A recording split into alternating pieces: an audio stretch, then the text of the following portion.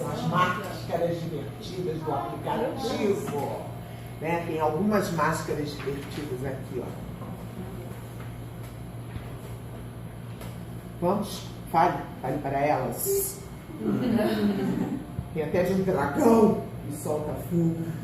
São as máscaras divertidas. Esse aqui, o grande barato, é quando você faz com o smartphone, né? Porque ele é pequeno, você pode usar na frente da sua boca na hora que você está contando uma história também. Então também uma interação bacana do mundo digital com o mundo em papel, né? Porque tem a ver com essa coleção de livros. Vocês veem que eles não lançaram isso em e-book, a coleção deles é em papel e eles criaram um aplicativo. Aliás, tem dentro do Itaú Criança, aí os professores, né? Tem um monte de informação bacana. E eu tô aqui que nem uma maluca, né? Falando aqui com o meu personagem ao lado. Itaú Criança é o nome do aplicativo. Itaú Criança é o nome do aplicativo e é grátis, tá?